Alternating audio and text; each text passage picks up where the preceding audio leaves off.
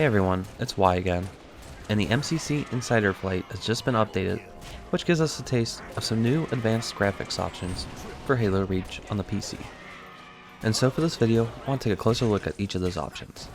There's now an option for the UI graphics quality, which changes the graphics for your character model in the customization menu. Comparing the three options in this setting, it looks like it changes both the lighting and the amount of the armor effect that shows up in the menu. We now also have a few options when it comes to the frame rate limit. We can choose between 60, 120, 180, 240, and unlimited frames per second. This setting is used to cap the frame rate limit of the game. Looking at the graphics settings, we can see there's 4 options for graphics quality: Performance, Original, Enhanced, and Custom. When this is set to Custom, you can individually tweak anti-aliasing, details quality, effects quality, shadow quality, and anisotropic filtering. Let's take a look how each of these settings affect the visuals of the game. Starting with anti-aliasing, we can see it works as intended since it's able to reduce the jagginess of lines.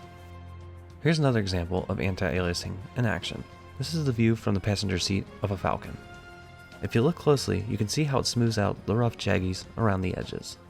Now let's take a look at the details quality setting. In my opinion, this makes the biggest impact on visuals. The lower you have this setting, the less detailed objects will be from a distance.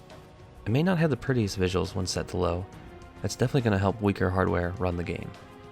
And by today's standards, this game isn't very demanding, since it was originally released 10 years ago. Now the effects quality is going to change if specific effects are shown.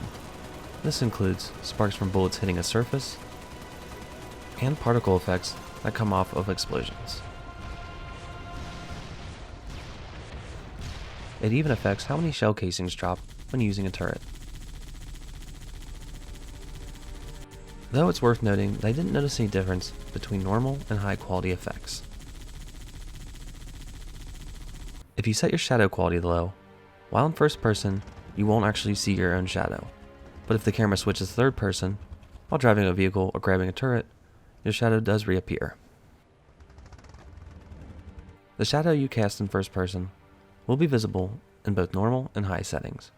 And just like the effects quality, I didn't notice any difference between the normal and high settings.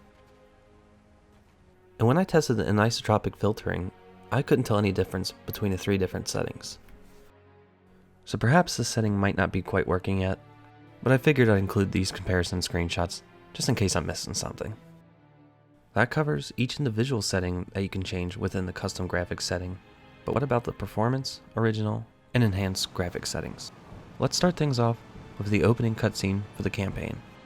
When looking at these settings side by side, they provide surprisingly similar visuals, especially when you compare it to the changes that we've seen in gameplay. That's not to say there isn't any changes. Take the lighting inside the Falcon for example. The way the lighting hits character models while inside the Falcon isn't quite as natural in performance mode when compared to original and enhanced. That lone wolf stuff stays behind. Clear? Got it, sir. One odd quirk I noticed between the 3 modes is that the UNSC logo shows up on some armor depending on which mode you're running. Another detail that can get lost in performance mode is the shadows, which is really noticeable in this scene. And one last detail I wanted to point out with this cutscene is that some of the lighting effects are non-existent in performance mode. Let's jump back into gameplay where the changes are more noticeable. So as you can see here, the jump from performance to original is a much bigger jump than original to enhanced. You're going to be missing things like fog effects, dealing with lower detailed models of objects in the distance, and some objects, like grass, not rendering when it's off in the distance. Take a look at this shot. There's a lack of fog, and distant objects are a blurry mess. Switching over to the original graphics option really cleans up the visuals. But if you look at those distant objects, there's still room for improvement. That's where the enhanced option comes in.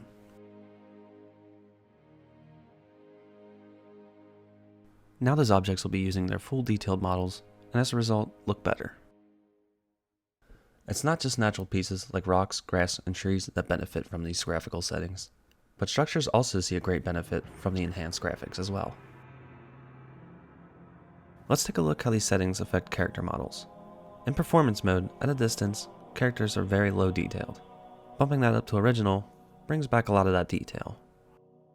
If you bump it up one more time to enhanced, you can bring back the shadows and all those smaller details as well.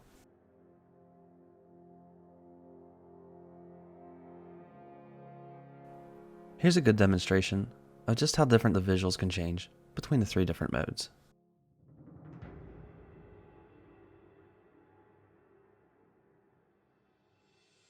A small building loses so much detail at a distance unless you're in enhanced mode.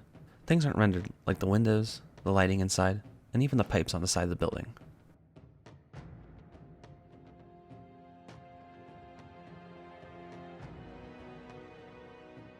Let's see how some of the multiplayer maps fare. Here's the map breakpoint, and just like campaign, the performance mode does affect the fog. And as expected, some of the rocks lose their detail off in the distance, but nothing too drastic.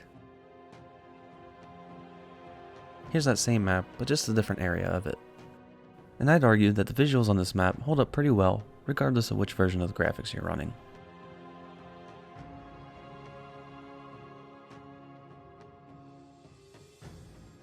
The biggest change we see in Powerhouse is the rocks off in the distance, most of which are outside the playable play space.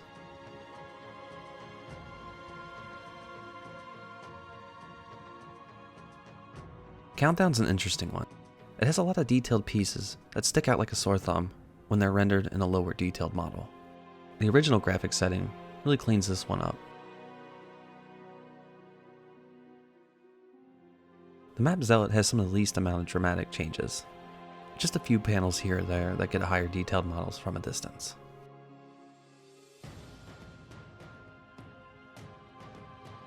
The map Tempest is going to have some of the more noticeable differences, and that's just due to long sightlines and natural pieces of scenery.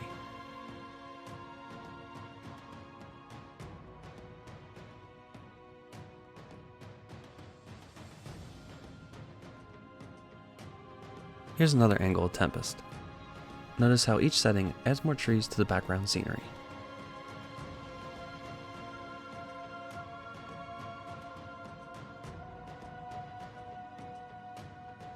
And the last map I want to look at is Ridgeline, which has a lot of trees, and as we know now, are heavily affected by the graphical settings.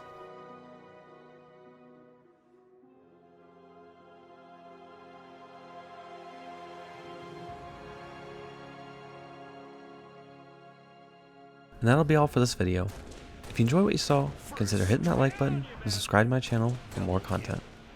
Thanks for watching, and have a good one.